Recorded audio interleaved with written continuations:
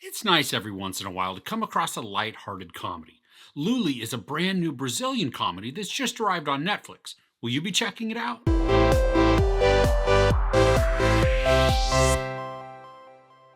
After getting electrocuted by an MRI machine, an ambitious young medical student begins to hear the thoughts of others. So we're introduced to the title character Lulli, who is an aspiring med student who is also brash and overconfident. And one of her biggest shortcomings is that she doesn't ever really listen to people, which naturally then causes relationship issues. But it also makes it very difficult for her to become an effective doctor. One day during a procedure, a malfunction happens, and Luli is shocked by an MRI machine.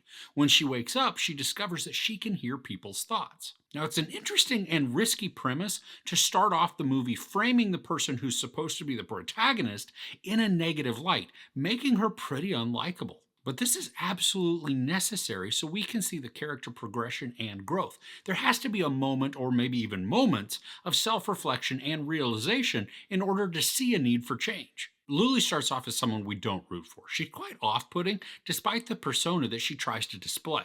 And I love how we begin to see an almost instant change once she's shocked by the machine. Now, sure, the character transformation in this is pretty rushed, but the whole movie's only 90 minutes long, so it doesn't spend too long showing us all of the nuances in her progression. One of the character's largest complications is her relationship with her boyfriend. We can see how events from early in the movie will come back to haunt her later on in the story. And despite this predictability, I was still rooting for them, even though I knew that the narrative would have to go through an uncomfortable period first. The humor in this isn't laugh out loud, bust a gut type of comedy, but it is cutesy and feel good. As we watch Luli transform, she begins to be very sympathetic.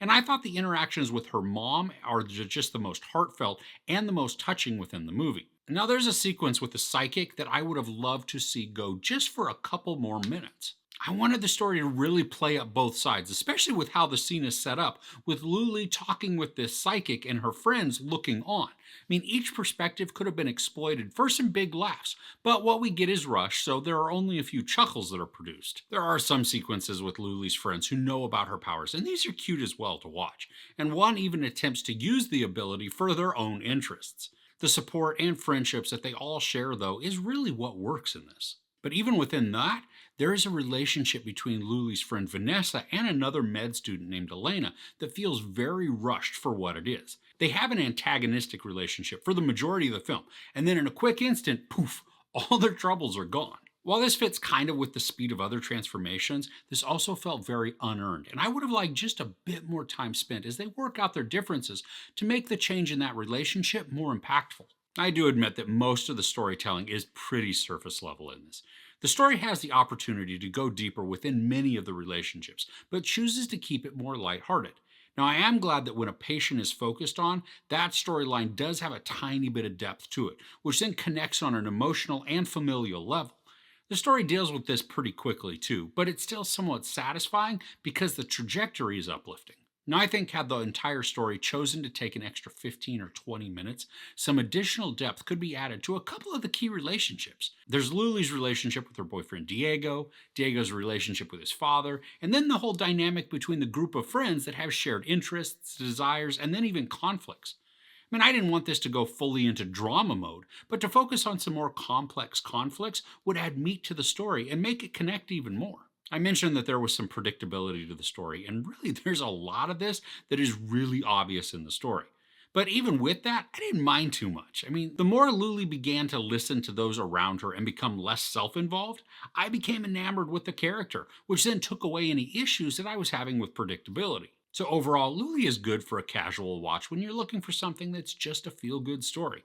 Yeah, the whole thing is predictable, and even much of the storyline we've seen before, but the characters are endearing, and Luli's progression and character growth are wonderful to watch. I would have loved to have the relationships delve just a bit deeper and have the story not rush as much to make the entire thing connect more emotionally, but what we get is still cute, if not a bit schmaltzy. And because it's only 90 minutes long, this is a quick binge that can put a smile on your face and not take a chunk out of your day. There's a tiny bit of sex, not really any nudity, some profanity, and a little slapstick violence. I give Luli 3 out of 5 couches. Are there any feel-good comedies that you've seen recently that you can recommend? Let me know in the comments below. If you enjoyed this review, please give it a like. Also, don't forget to share and subscribe.